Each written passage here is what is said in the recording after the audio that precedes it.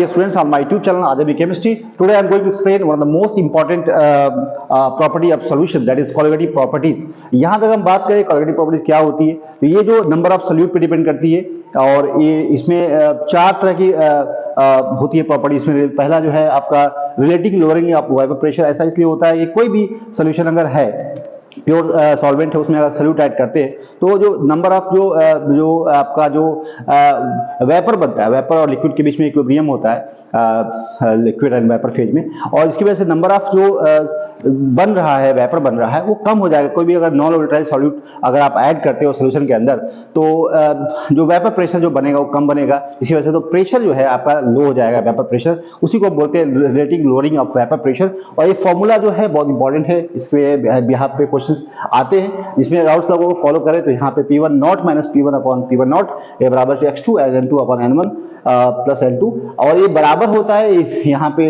इस numerical problem बहुत सारे इस टॉपिक से कर सकते हैं। तो यहाँ बात करते हैं एलिवेशन ऑफ बॉइलिंग पॉइंट। यहाँ पे क्या होता है कि कोई भी प्योर सॉल्वेंट अगर है तो उसका जो वेपर प्रेशर ज्यादा बनता है। जब सॉल्यूशन कोई सॉल्यूट ऐड करते हैं सॉल्वेंट के अंदर तो उस कंडीशन में क्या होता है कि वेपर प्रेशर आपका कम बनने लगता है, इसकी वजह से उसका बॉइलिंग पॉइंट बढ़ जाता है। तो जो बॉइलिंग पॉइंट का जो चेंज आता है उसे बोलते हैं एलिवेशन ऑफ बॉइलिंग पॉइंट। और यहाँ पे अगर देखें solution has lower vapour pressure and higher boiling point. जब भी वेपर आपका कम बनेगा उस कंडीशन में क्या होगा, बॉइलिंग पॉइंट इसका बढ़ जाएगा। और then the pure solvent and the increase in the boiling point. यहाँ पे अगर देख सकते हैं ग्राफ के जरिए से आप समझिए इस चीज को। प्योर सॉल्वेंट का जो ग्राफ है, वेपर प्रेशर जो कर्व है यहाँ पे, ये इस तरीके से है और किसी भी पॉइंट पे देखेंगे वेपर ज्यादा बनेगा, वेपर प्रेशर ज्यादा होगा इन प्योर सॉल्वेंट। लेकिन सोल्यूशन जब बनते हैं, कोई भी नॉन वोलेटाइल सॉल्यूट ऐड करते हैं, सोल्यूशन बनाते हैं, उस कंडीशन में जो वेपर प्रेशर है वो कर्व अगर देखें तो किसी भी पॉइंट पे आपका प्रेशर कम बनता है, कम होता है, वेपर प्रेशर कम है, वेपर कम बनता है, जिसकी वजह से बॉइलिंग पॉइंट बढ़ जाता है। तो जो बॉइलिंग पॉइंट का जो चेंज है यहाँ पे हम देख सकते हैं कि इस पॉइंट पे जो TB नॉट है जो बॉइलिंग पॉइंट है सॉल्वेंट का है, और यहाँ पे जो प्रेशर है उस कंडीशन पे जो टेम्परेचर है यहाँ पे TB जो आपका सोल्यूशन का है, और यहाँ पे डिफरेंस है TB नॉट माइनस TB का जो डिफरेंस है उसी को बोलते हैं एलिवेशन ऑफ बॉइलिंग पॉइंट। और ये जो बराबर किसके होता है, यहाँ पे TB माइनस TB नॉट के बराबर होता है, और जो चेंज आ रहा है इसी को बोलते हैं एलिवेशन ऑफ बॉइलिंग पॉइंट। ये किस वजह से आया है, कभी भी प्योर सॉल्वेंट के अंदर कोई सोल्यूट ऐड करते हैं उस कंडीशन में क्या होता है कि आपका एलिवेशन ऑफ बॉइलिंग पॉइंट होता है, ठीक है। और यहाँ पे अगर हम देखें फॉर्मूले की बात करें, बहुत इंपॉर्टेंट फॉर्मूला एग्जाम में आता है फॉर डाइल्यूट सोल्यूशन।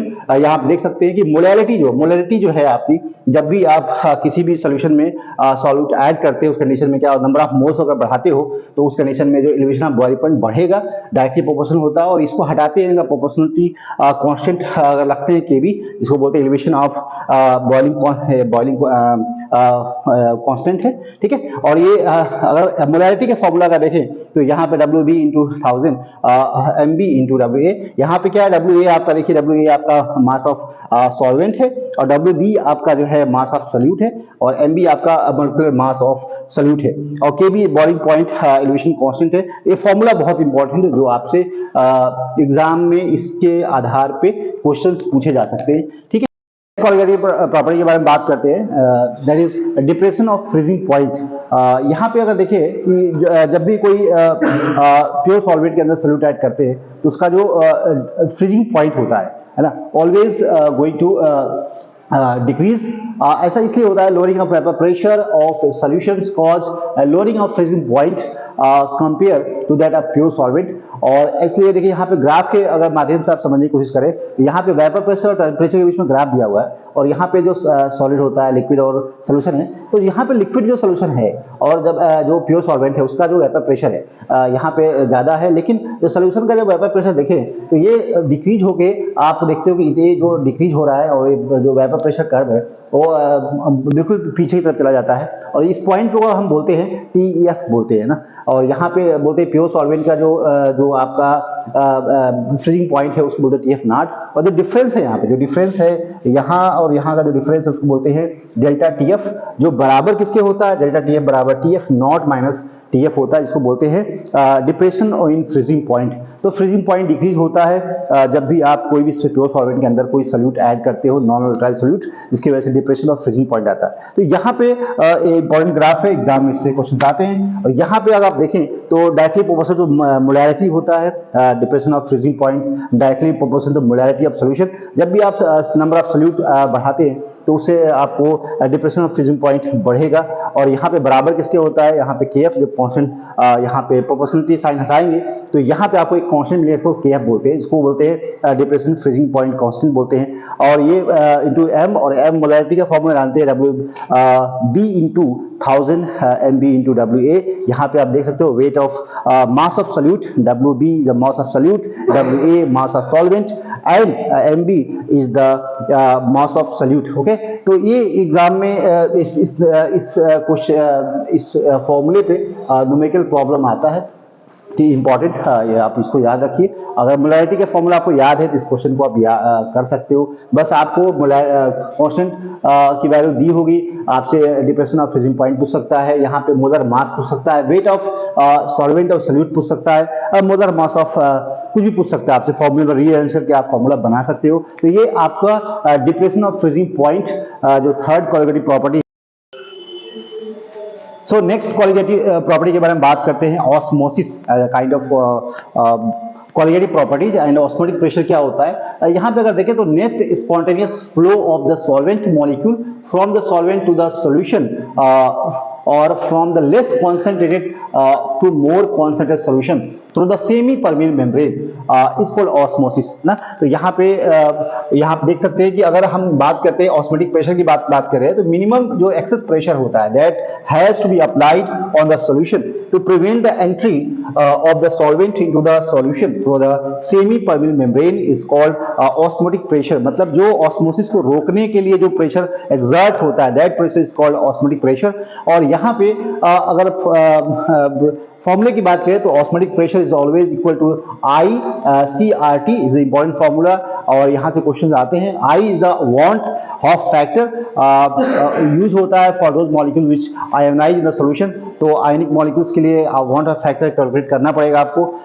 कुछ यहाँ पे एसोसिएशन भी होता है, डिसोसिएशन मॉलिक्यूल के अंदर, तो वहाँ पे कैलकुलेशन का फॉर्मूला अलग होता है। तो यहाँ पे I is the want half factor, C is the molar concentration and R is the gas constant, T is the temperature and Kelvin। तो ये बहुत इंपॉर्टेंट फॉर्मूला यहाँ पे देखिएगा तो N2 अपॉन V RT लिख सकते हैं। इसको अगर दूसरी तरीके से लिखना चाहें तो पाई V W2 RT upon M2, और M2 यहाँ पे रीअरेंज करके फॉर्मूला आप बना सकते हैं और बहुत सारी चीजें यहाँ से कर सकते हैं। आपको वांट ऑफ फैक्टर निकालने को बोल सकता है, आपको जो है कॉन्सेंट्रेशन पूछ सकता है, आपसे टेम्परेचर पूछ सकता है, आपसे कुछ भी पूछ सकता है आपसे। तो इस फॉर्मूला बहुत इंपॉर्टेंट है। अगर यहाँ पे बात करते हैं कि relating loading of vapour pressure और ऑस्मोटिक प्रेशर में क्या रिलेशन है, तो इंपॉर्टेंट रिलेशन है, यहाँ से क्वेश्चन भी आता है। तो relating loading of vapour pressure और यहाँ बराबर होता है पाई M अपॉन D डेंसिटी है और R गैस कांस्टेंट की टेम्परेचर। तो ये इंपॉर्टेंट है। ओके, और ये अगर हम बात करते हैं आइसोटोनिक सॉल्यूशन की बात करते हैं तो दो सॉल्यूशंस, अगर दो सॉल्यूशन है, अगर उनमें प्रेशर जो ऑस्मोटिक प्रेशर है दोनों में बराबर अगर है तो उस कंडीशन बोलते हैं आइसोटोनिक सॉल्यूशन बोलते हैं। हाइपोटोनिक एंड हाइपरटोनिक का मतलब है कि हाइपो का मतलब है कि अगर एक सॉल्यूशन में कॉन्सेंट्रेशन ज्यादा एक में कम है तो उस कंडीशन में एक दूसरे के रिस्पेक्ट में वहां पे प्रेशर कम होगा, एक में ज्यादा होगा, उस कंडीशन बोलते हैं हाइपोटोनिक, जहां पे प्रेशर कम होगा, हाइपरटोनिक जहां पे प्रेशर ज्यादा होगा। तो हाइपोटोनिक एंड हाइपरटोनिक डिफरेंट।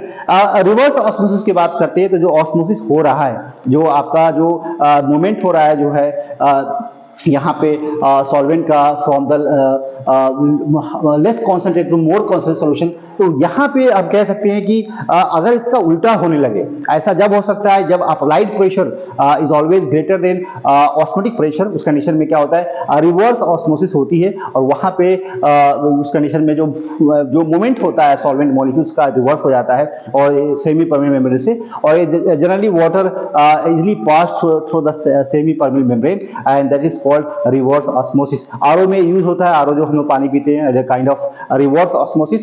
और यहाँ पे जो वाटर का बेसिकली प्यूरिफिकेशन के लिए यूज होता है रिवर्स ऑस्मोसिस। तो ये all about osmosis and osmotic pressure क्या होता है, यहाँ से क्वेश्चंस आते हैं। ठीक है, थैंक यू वेरी